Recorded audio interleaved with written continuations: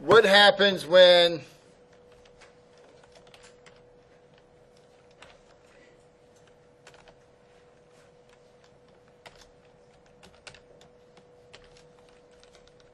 I have division and the bottom number starts to kind of become 0. So let's take a look.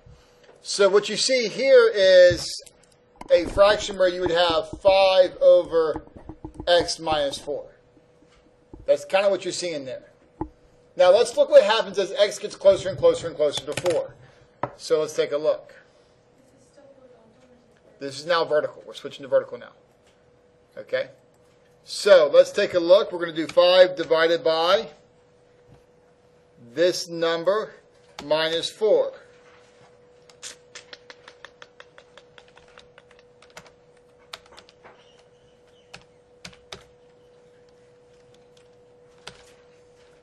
This number minus 4.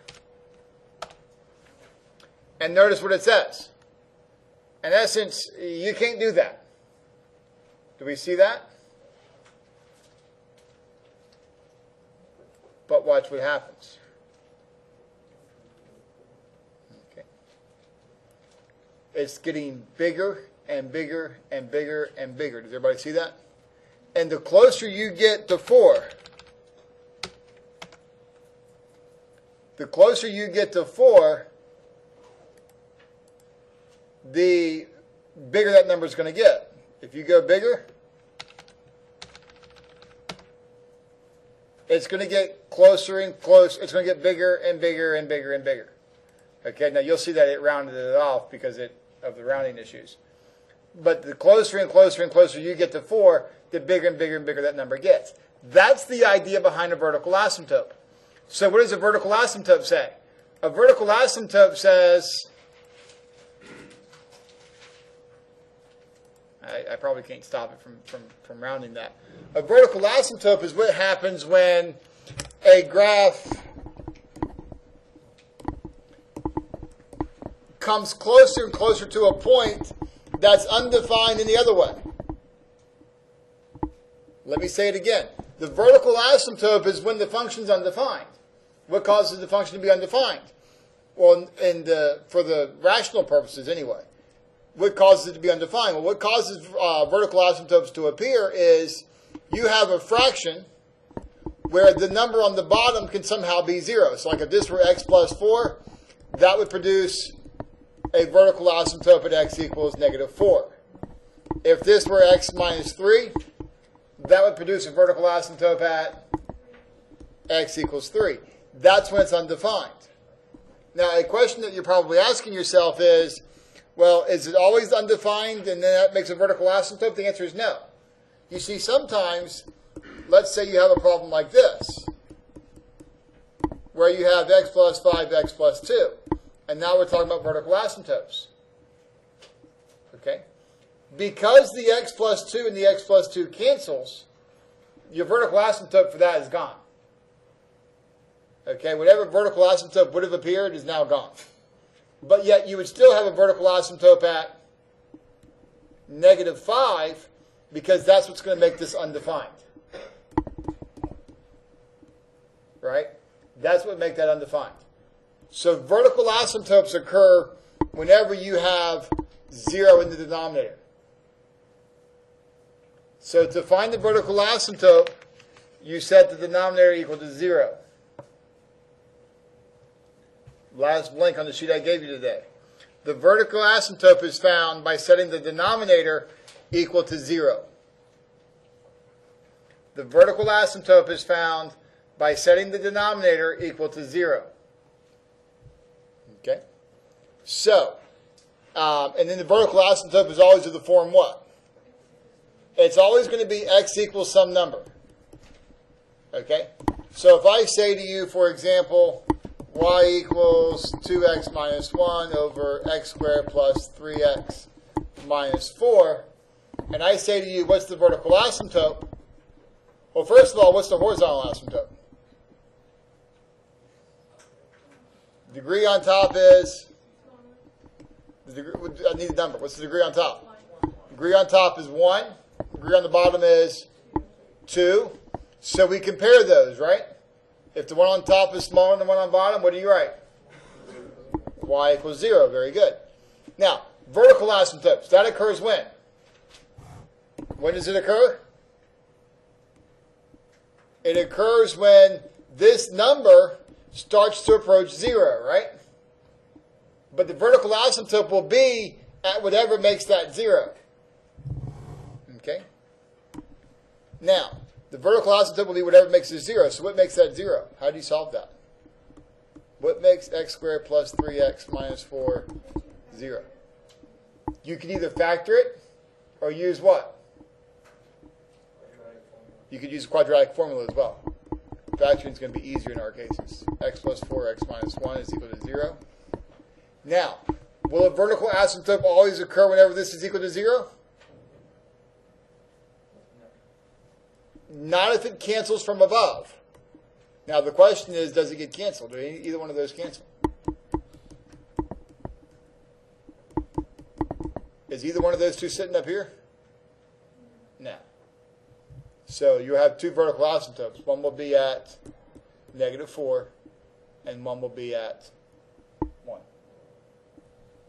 You set these equal to 0. One of them will occur at x equals -4, and one of them will occur at x equals 1.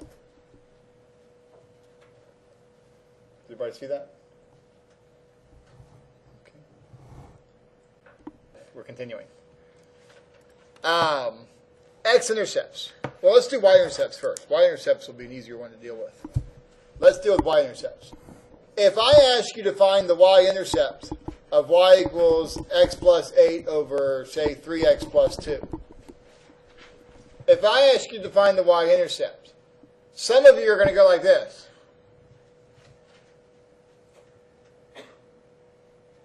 And just put your head down and go, this is just so unreasonable. How do you find the Y-intercept? You plug in x is 0. So wherever you see x's, you plug in those are zeros. To find the Y-intercept, whenever you see an x, you plug in 0. So for the Y-intercept, you would say 0 plus 8 over 3 times 0 plus 2. So the Y-intercept is 8 over 2, which is 4. Now, it won't matter how complicated the problem looks. You see, I can do one really complicated. 2, x minus 1 cubed, x plus 3, 5, x plus 2 squared, x minus 4. And I go, what's the Y-intercept? And some of you would say, are you serious? Well, just plug in x is 0. 2 times 0 minus 1 cubed. 0 plus 3. It's not that bad. And by not that bad, I mean for you. For me, it's awful. You just plug in x is 0 everywhere you see zeros, everywhere you see x's. And you just have to simplify. And you could do that. I mean, it wouldn't be pleasant, but you'd get -6 over 80. I apologize. -80. And then you'd have to reduce that to 1/15, I guess. No. 6 and goes into 80. How many times? Yeah, 15. No. It's not 15. 6 goes into 80. 2, 3 over 40. So negative is 3 over 40. Okay. But that number is almost immaterial to the extent that how do you find the Y-intercept? Wherever you see x's, you plug in zeros for all of them. Okay? That's the most important part. The answer in this case is relatively immaterial. I don't really care about it. How do you find the Y-intercept? Anywhere you have an x number, plug in 0. Now, let's get to the X-intercept, and we're going to end with that. Let's get to the X-intercept. We end with this. How do you find the X-intercept? Well, first of all, understand something.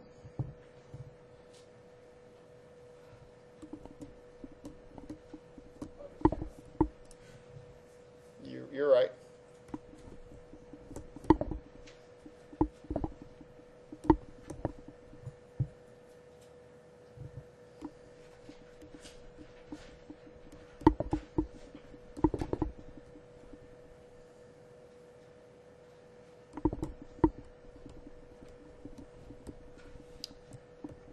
What is this equal to?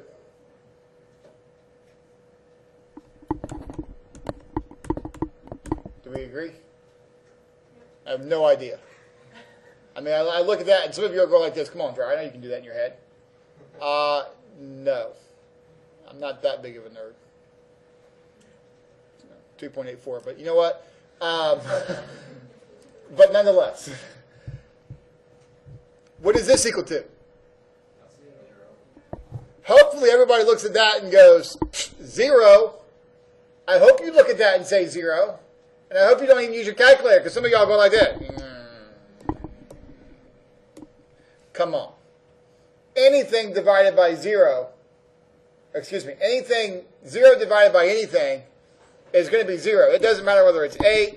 It doesn't matter whether it's 108. It's going to be 0. Right? Now, what's this one? This one's undefined. Right? So when we talk about the X-Intercept,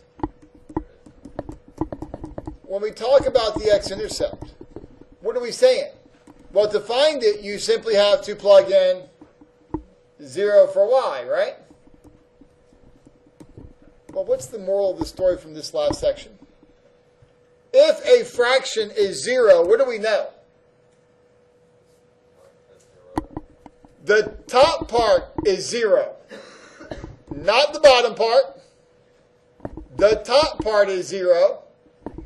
And then one of them has to be, or the top part has to be 0, because if the top part's not 0, I don't know what you get, but I'm relatively certain it's not 0.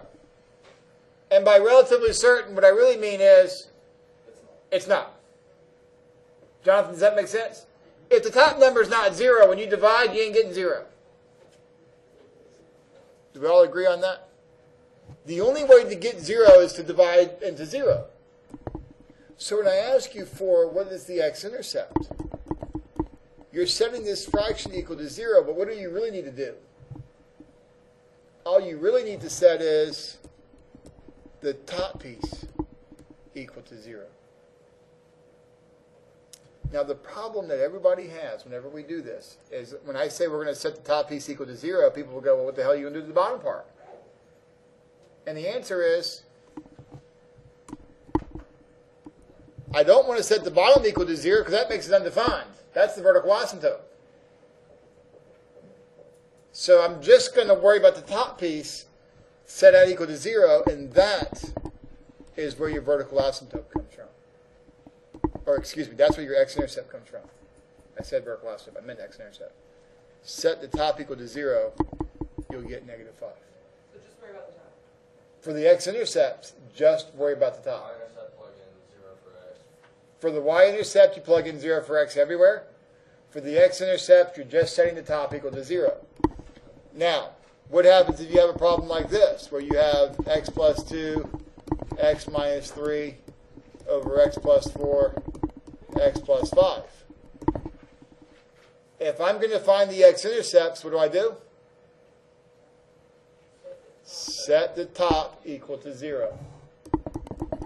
X plus 2, x minus 3 is equal to 0, and then solve. What do you get? X equals -2, and x equals 3. And those are your intercepts.